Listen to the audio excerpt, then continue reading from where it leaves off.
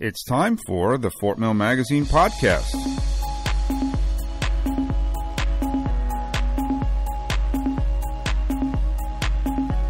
It's August 29th, 2012. I'm Tracy Roman. And I'm Emily Wyatt.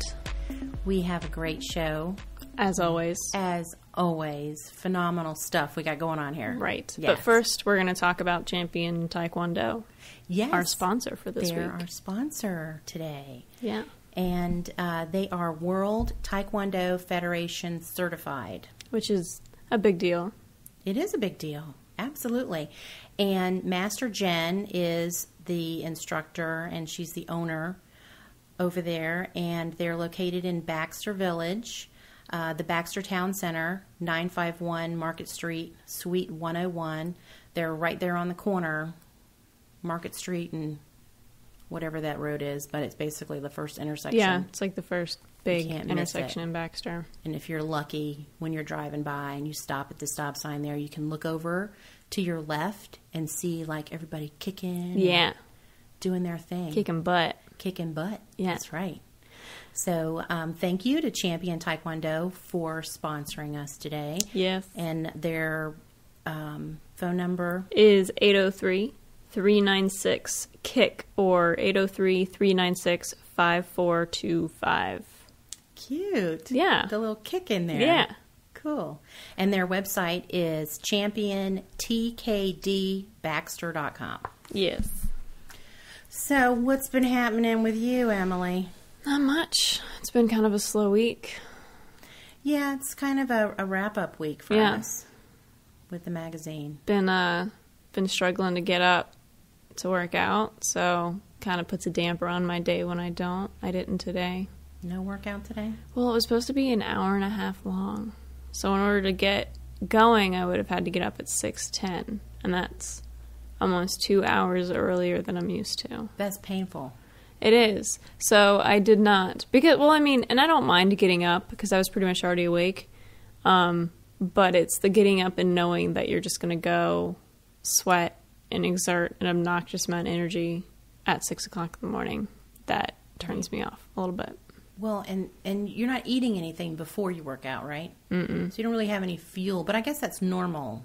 Like, Yeah. is that something they recommend? Like, you work out and then you eat? Some people, I guess it depends on the person. If I tried to eat anything, I would get a cramp and not be able to do half my workout. But I'm sure some people would tell you to eat, or else there's a pretty high chance that you'll pass out. Right. But I recognize that. And if I need to stop, I will. But normally I don't. Right. But the So. workout didn't happen today. I'm going to have to do it when I get home. Which is good, though, because I cooked all my stuff. Like, dinner and stuff is all going to be ready when I already get home today. So I don't have to worry about it. I can just go work out and then eat dinner and be done with it. Right. So you cook everything ahead of time. I try. Right. That's good. Well, and tell me, you've been on this paleo diet. Yeah. So how is that going? It's going pretty well. I was, we were talking earlier about how I'm actually starting to get excited about eating again. Like last week, I guess this is week 2. So last week I was kind of like, oh, yay, another salad. So more spinach. Hooray. Salad. Again. But I've found that I've really started to like almonds and walnuts and pecans. So I'll put those on my salad. And then I've gotten really into dried fruit. So I've got dried cherries and dried cranberries and oranges. Those are treats. Yeah, it's delicious. It's like candy. Well, I struggle with this. I am a crazy food person. Like, I really, really enjoy eating. Yeah. And I do have my obsessions. Right. And I think we talked about this yesterday. I was preparing a blog entry for Carol Howe, one of our contributors. And she's written a book about why am I eating donuts, or why am I feeding my body donuts or something. Right. And her blog entry was related to that. So I was looking for this really nice picture on iStock of donuts and it was like excruciating. The whole time I was having like this inner battle. Like, I Right. could just get in my car right now. Go to Krispy Kreme. It's 5 minutes and away. go to that darn Krispy Kreme they just opened Yeah. up, which I haven't been to yet. I went You did? Mm-hmm. Oh my a gosh. while ago. Not in the past 2 weeks, but a while ago. That's like food crack right there. It is food crack. And I mean, it It's went delicious. on. Even after you left yesterday, it was like 6 o'clock. I was still having this little battle. Tracy wants to get in the car and drive to Krispy Kreme and get a dozen donuts and shove them in my mouth. Yeah. And it was all because I was staring at those stupid pictures Yeah. for like 30 minutes yesterday. Like, that trigger was so intense. And I think I told you that you've motivated me. So, you know, Yay. I've been, you know, trying to eat better, Right. taking your lead there. Yeah. And then I did some more research. Like, I'm always reviewing pictures, of course. Of course. And I came across this lady who was slightly older than me, and a before and after picture, like, she was unrecognizable. Like, I really was looking at it going, that is so not the same Yeah. person. But it led me to her blog, and her blog was really talking about her success story, and it really hit me because, you know, I've been on probably every diet known to man, Yeah. and have been successful with some, but, you know, the moment you go off, you're like putting it back on. Right. And that's, And I'm a big yo-yoer, Yeah. which is awful. yeah. And I admit it. But at this point, it's not just about losing weight and being like, you know, sexy, slender and all that. Right. It's about feeling good. 'Cause Being I'm healthy. Really, yeah. Yeah. Like, I'm noticing now that I'm in my 40s that I don't feel good when I eat stuff that I shouldn't eat. Like Yeah. pizza. I think we both talked about pizza. We on definitely have Sunday. our own pizza stories. Yeah. Yeah. And I had one slice of pizza on Sunday, and I was like dying. My stomach felt so bad, and I thought, I'm poisoning myself. And then I find this picture Right. leading to this blog, and that's what she describes. She describes, like, basically poisoning herself with bad food. Right. So I'm going to try and be a good girl.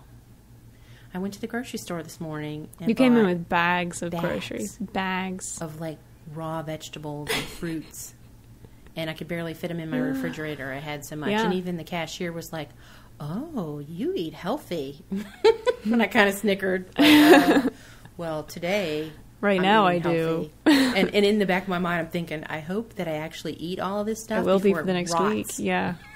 Yeah. Because it's hectic. It's really hectic for us. We're really We're working girls. we are working girls, and we are spending an enormous amount of time in front of these big screens, staring at photos and text.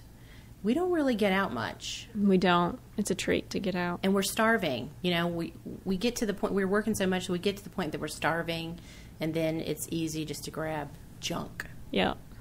or I'm a big processed food person. Like, we buy a lot of quick fix kind of things, Yeah. you know? My big problem is I've got a nasty sweet tooth. Like, I could eat chocolate and ice cream Chocolate. all day. It was really hard for me to cut out. I mean, sugar, obviously, but not only did I cut out sugar, I cut out pretty much every simple carb and gluten. So even I couldn't even have like whole grain or whole wheat, and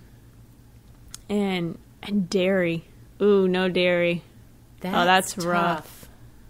That is Not even because- milk. Yeah. Can't even. It's really hard for me to even make a smoothie now. Well, and I thought yogurt was good for you. I mean, But- it's all in what you read. Yeah.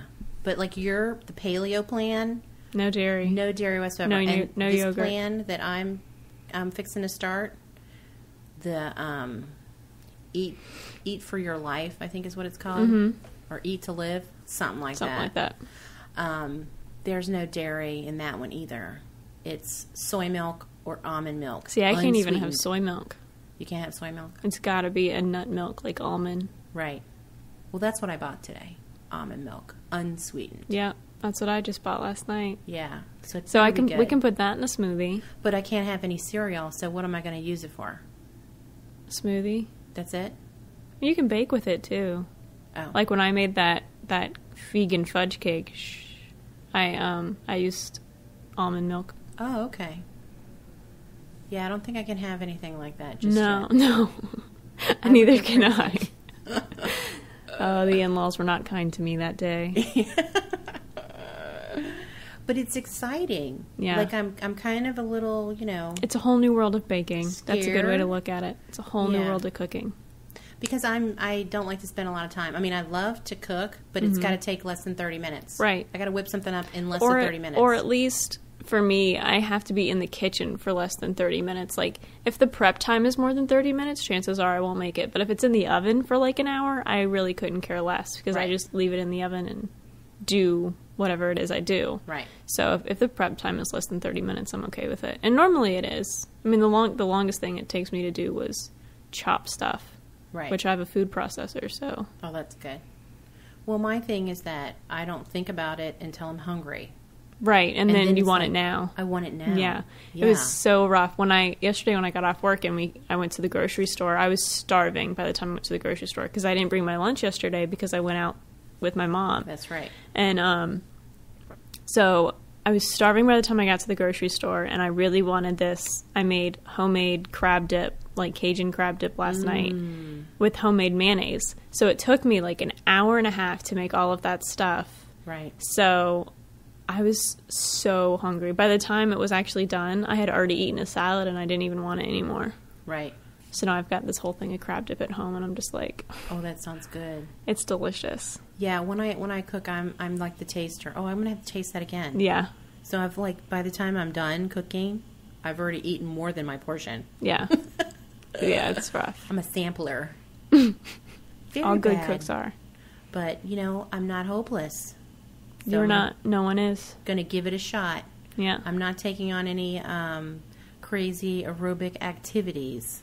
No, just worry about eating right I'm now. just going to focus on this because this is going to take an enormous amount of time just for me to even come up with. And energy. Yeah, how am I going to fix these vegetables? What am I going to do with them? Go to, I mean, I know you're not on the paleo diet, so it may be a little different, but people have some killer blogs. I was looking at some really good blogs last night, and it was just like all delicious recipes. Like, I found a recipe for a chocolate banana smoothie. Yeah. I'm pretty excited about that. Yeah, you'll have to share that recipe with us. For sure. And maybe even once I bring in make some it. samples. Yeah. You have to, like, freeze bananas, so you have to think about it ahead of time. Right. Planning. Yeah. Planning is important. Well, to segue into... Speaking of planning. Speaking of planning, how clever. Our guest today, Yeah. tell us about Michelle Black. She helps, she co-owns Yes. Hope. It's, let me turn the page. She was in our summer 2012 issue, and she co-owns Hope, which is Home Ownership Program for Everyone. So she basically helps people who have bad credit, or like me, and you have no credit. Right. Basically, they help you get on your feet so you can actually own a home and have that American dream that everybody wants. That's right. The white picket fence and That's the right. two cats in the yard. And she is one of our regular contributors. She is. She's really So- good. She's a really nice person. She contributes to the wealth section and is a phenomenal lady. Mm-hmm. And so we're really excited to have her on the show as our featured guest. Yeah. And we must tell our audience yet again that this was pre-recorded. Yes, because, we have these Fantastical mics. fantastic mics that make us sound so sweet. And we're still, working out a couple of kinks. Right. So we'll be full blown next week, but Michelle's interview was pre-recorded, so Right. you might see a dip in quality. Right. But it'll still be phenomenal Right. because we'll be there. Exactly. So stay tuned. Stay tuned. Before we get to Michelle, we're going to mention our sponsor one more time, Champion Taekwondo. They are located at Baxter Town Center, 951 Market Street, Suite 101, Fort Mill, South Carolina. Call them at 803-396-5425 or go online and visit their website at championtkdbaxter.com. And now back to the show. Hope was formed a little over 11 years ago by a couple of loan officers who really just got tired of telling people no, not being able to get people qualified that they really wanted to get into a home. So they actually formed the business, and my business partner and father, Ron, came on as their manager. Well, I came on about 10 years ago myself to work with Ron, and we purchased the business and just have kind of grown it from there and opened it up to all mortgage companies, real estate agents, to help their clients, to help the real estate agents and loan officers really not have to say no to their clients anymore, but just to be able to say when. You're not qualified now, but if you'll contact Hope, these guys can help you. And then that's what we focus on, is helping people learn what's holding their scores down and kind of draw out a map for them to get them back on track. Excellent. That's great. So, tell me, I don't really know much about credit. So how does credit repair have a bad name? How does that get to be such a bad word? Well, there's a lot of scam within our industry. A lot of us say that credit repair has a black eye, and there's really a good reason for that black eye, and it's because there have been so many people out there, so many dishonest companies that take advantage of people. If a person is needing assistance with their credit, they're often in a vulnerable state and often desperate, especially if it's going to affect their family's housing or their family's transportation. So these scam artists in the past have kind of swooped in and preyed on those people because they were so desperate. For over 11 years, we have strived to kind of set ourselves apart from the credit repair companies out there that do have a bad name. And one of the main ways we do that is we work on a 100% referral-based plan. We don't do any outside like radio advertising or signs on the side of the road, which is very common for credit repair companies. Mm-hmm. Instead, we build relationships with loan officers and realtors so that they can refer their clients to us. But naturally, we have to do a great job or they're not going to refer in the future. Right. And then our number one referral source is actually former clients. We want to do a great job for them so that they'll tell friends and family about us. And it just forces us to be a lot more accountable for our actions. That's great. Yep. Now, where did you come up with the name Hope? Or there's a meaning behind the use of the word hope? Yes, HOPE is actually an acronym for Home Ownership Program for Everyone.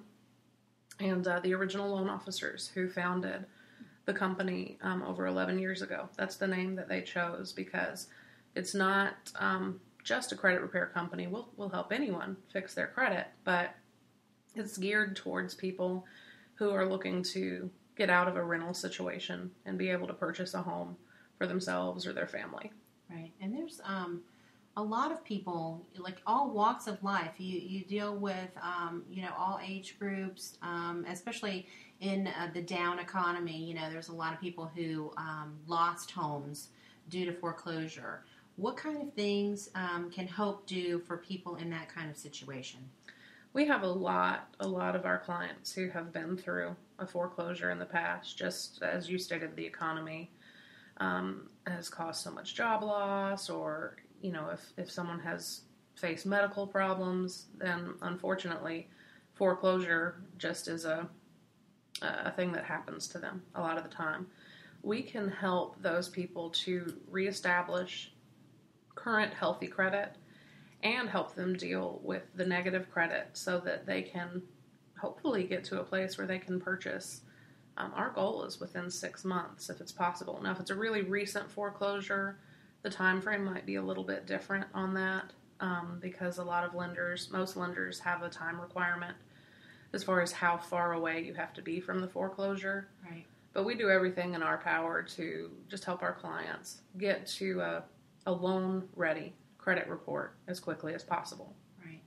And I know a lot of people don't realize until it's, at that critical point how important having a good credit is, because even if, you're not trying to buy a home, just getting into a rental, these people, landlords are checking credit. So it can be a real challenge for someone, once they realize, I needed to really monitor my spending and pay my bills on time, because it's more difficult, especially now, since there's fewer and fewer people who are qualifying for mortgages. There's more and more people who are flooding the rental market. And just to get into a rental, your credit is checked. So do you find that's a common thing with people? Like they just didn't know how important it was? Oh, yeah, absolutely. Normally, most of our clients, I'd say probably over 90% of our clients, were unfortunately turned down for something. And that's how they became aware that there were credit issues in the first place. And many times it is a rental, like you say. The good thing is with a lot of landlords and even a lot of apartment complexes, if they turn people down due to credit issues, if the individual shows that landlord or shows the apartment complex that they are taking steps to kind of rectify the situation, then usually, I'd say the majority of the time, that landlord or apartment complex is reasonable. Like for example, we have people join our program that were turned down for an apartment or were not able to get into a lease purchase. But just the mere fact of them joining Hope and us being able to provide a letter to that landlord or apartment complex saying, hey, Jane Doe knows there's some problems on her report, but here's what she's doing to straighten it out. That usually is enough to let them go ahead and begin the rental process, because Right. I think these landlords and apartment complexes want to help people, and naturally they're in business and they want to fill up their homes as well. So it's a good opportunity for people to be able to rebuild. And Sure, that's a wonderful service, and I think a lot of listeners who might be dealing with something like that, a lot of times they feel hopeless, that there's not somebody out there to help them. So that's wonderful that you take those extra steps to make things possible, because people have to have somewhere to live. absolutely. You know what I mean? No matter, what their situation, and everybody's going through different things at different times, but everybody always has to have somewhere to live, and it can be frustrating, when someone's dealing with credit struggles. So that's wonderful. Yep. I have a question. Okay. You talk about building credit. I'm 25. I used to rent a couple apartments, not at the same time, but along the way during my undergrad. And I was building credit then. I had bills. I never missed anything. And then I moved to Charleston, moved in with my boyfriend. He's a bit younger than me, so I'd let him put everything in his name to help him build credit. And then we moved back up here, and I tried to get a credit card, and they won't give me one because I have no, basically, history at this address. And it's basically rented to us through a friend. So how would you suggest that I start building credit so that I can even start building credit? Because I feel like it's a catch-22 at this point. Yes, some of the larger banks have really tight criteria when they issue credit cards. You were right in wanting to open up a credit card, because that is the first step to take to start establishing credit. But you want to be sure that you apply at the right places. And then there's even cards out there for people not in your situation that have bad credit already, not no credit like you, where they can still get a card to start rebuilding their credit. And there's student cards out there. I know Discover has a great student card. Just be cautious when you look for credit cards. You want to be sure that it is a card that reports to all 3 credit bureaus. That's really important for building credit. There are cards out there that only report to 1 or 2. So all 3 credit bureaus. And look for things like, I know you're not a student anymore, but if you are a student, there's some great student cards out there. If you're not a student, you can go to a website. It's www.greatcredit101.com. And there are a lot of cards on there that will not turn you down based on lack of previous credit history. What we recommend to our clients is that they get a total of 3 credit cards, and that they keep those credit cards at a $0 to maybe a $3 or a $4 balance on the card, and then pay it off. And once you do that for about 6 months, your scores are going to take a big jump upwards as long as there's no negative activity that goes along with that. Right. Good to know. Yep. Because that's been a really tough for me. At 25, I feel like I should have some pretty, at least somewhat established credit. And I was always told, carry cash so you're not in debt. So that's what I've been doing. But now I have no credit. So it'd be much harder for me to rent, to buy a house or a car. And I'm finding it really difficult to even get a credit card at this point. So that's all really good information to know. And it's great too. What you're saying, you don't want to go into debt when you get those cards, of course. So, like what I do personally is I will lock my cards up in a safe, and then I set an alarm on my smartphone for like every 3 or 4 months to take the cards out, use them on a tank of gas or a meal, something I was going to buy anyway. Then I lock the cards back up and usually wait about 5 or 6 days, go online, pay all the balances back to $0. That way a little bit of activity stays on my cards and they're not closed, but I'm not establishing any credit card debt that way either. So that's interesting. You don't need to put everything on your credit card and then pay it off within the month. I know some people will put everything on it, and as long as they haven't gone over how much they can pay, they'll just pay it off and it goes back to $0. So they could have a $500 payment, but as long as it's at $0 by the next month. So you're saying that just buy like a candy bar on it once every 3 months and it does the same thing. Absolutely. Especially if you're wanting to maximize your scores, then your best bet is to keep the balances lower. Because if you charge them up and the credit card company reports to the credit bureaus while your balance is high, even if you turn around and pay it off when the bill comes in, well, for that month, you're going to show a high balance on that credit card. And that high balance will take away from some of the points you could have earned on your credit score. Interesting.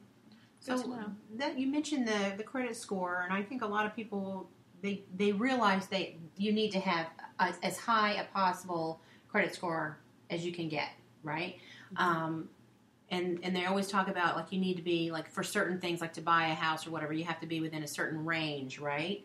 Well, explain a little bit about what that score actually means. What does it say about a person, this score? Well, the FICO credit score is the score that most lenders use to determine whether or not someone will qualify for a home loan, a car loan, a credit card, whatever type of financing they're trying to get. So FICO is basically, the FICO score tells the lender what kind of risk they're taking when they loan that consumer money. So if the consumer has a FICO credit score of 500, then the lender is taking a bigger risk. They're more likely not to get their money back. So that's why a lot of lenders would turn down someone at a lower score because they don't want to take that risk of not getting their money and their interest back.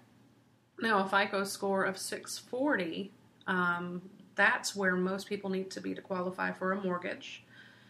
And a FICO score of 780 or higher is what's basically considered pristine credit. You're going to get 0% interest on cars, the best interest rates possible on a mortgage.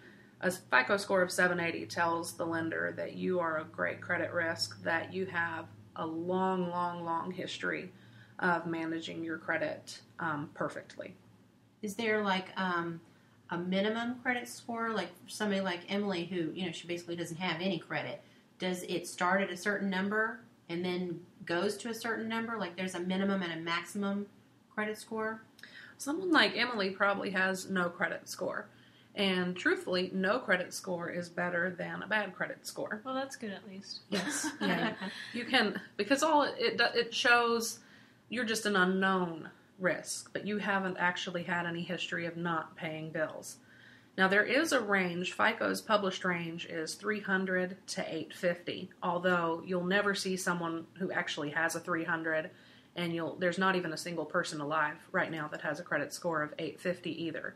So the real range is somewhere in between 300 and 850, and basically once you're at about 640 to I would say 680 is considered the average credit range.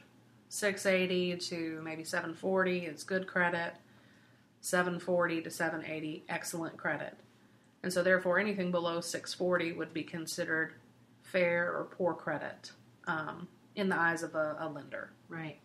Now, you mentioned earlier about how some of these companies have like roadside signs, basically saying that they can repair your credit. And I've heard of people saying that you can actually you can buy a better credit score.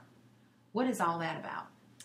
Well, I'm not indicating that every credit repair company with a roadside sign is bad. No, they seem a little sketchy. Right. A lot of them are sketchy. If you see anything on the side of the road that says, raise your credit score 100 points in 30 days guaranteed, just run the other way and maybe kick the sign while you're at it. Right. Because that's just a scam waiting to happen. We've been in business 11 years. I've been in the credit industry over 10 years, and I can't look at a credit report and tell you exactly how many points you can gain in 30 days. I can tell you if you take certain actions that your score is going to come up, but there's hundreds and hundreds of variables that go into calculating your credit score. So it's impossible for someone to predict the exact number that your score would jump in a certain amount of time. Right. And it's not like you can go and pay off some nerdy guy to hack into a computer system and change your score. It's not exactly You sure legal. can't do it legally. You sure can't do it legally. Now, legally you can do things naturally to boost your credit score, and that's just to deal with the negative items on there, either by getting them removed if they're inaccurate or erroneous, or by possibly paying them off. And then naturally, we talked about the credit cards already. That's a big piece of the puzzle. You want to make sure that you have, again, I recommend at least 3 credit cards to show the credit bureaus every month that you have a good, positive history of managing those cards well, keeping the balances low, and paying your bills on time. Right. Can you tell us a little bit about secured and non-secured cards? Explain the importance of the two. Mm-hmm. Secured cards are great for people with no credit, or especially for people with poor credit history, because you're almost always going to be approved for a secured card. With a secured card, you can put down a $300 deposit, and if you're approved, which again you almost always are, you'll be issued a card with a $300 limit. It's different from a prepaid card. So a prepaid card of $300, if you spend $50, that's great. You just still have a balance of $250 that you can spend. With a secured card, if you put down a $300 deposit and you spend $50, you're getting a bill at the end of the month, and you still have to pay back that $50. So because of that action, it is reported to the credit bureaus. And if you get the right card, they're reported to all 3 credit bureaus, and it will help to build your credit scores as long as you manage it well. So is it like a savings account? Like having a $300 savings account? Kind of is. It's similar to a savings account. A lot of those card companies will even give you interest on the $300 deposit. But you do have to pay back the funds that you use. That's where it's a little different from a savings account. Usually, most of the cards, if you close your card, say a year or 2 later, and you were never late and you never went over the limit, then that deposit will be returned to you with the interest that it earned.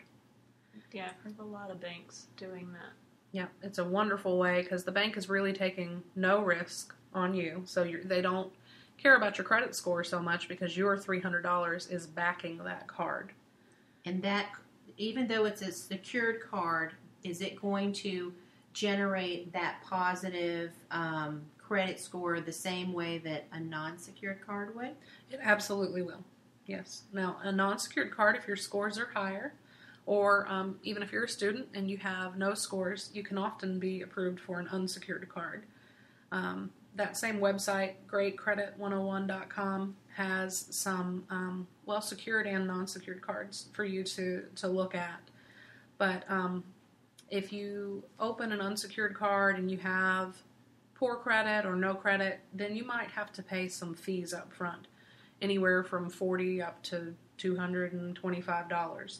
Those fees you never get back when you close the card at the end. So the interest rate might be lower, the annual fee might be lower, but you have to also consider those upfront fees and weigh out which option is best for you, secured or unsecured. But either way, they both help build your credit score. Right. As long as you're using them and paying them off within the 30-day. Right. Right. Yep. And you never want to go over limit. And it's best if you never charge the card up above 30% ever, even when you're just using it. 30. What do you mean by 30%? 30% of your limit. Right. 30% of your limit. So on a $1,000 card, you'd never want to charge it up above $333. Right. Yeah. Gotcha. Wonderful.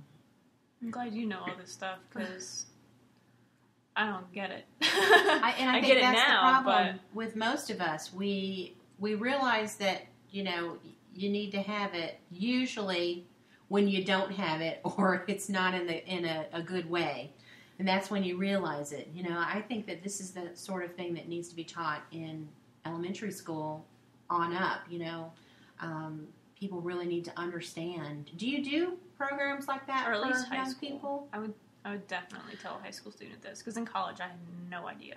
Yeah, we do some community service programs at libraries, or we'll even do free seminars at our place of business to just kind of teach credit education. We write a lot of informative blogs on teaching kids about credit and teaching kids about money.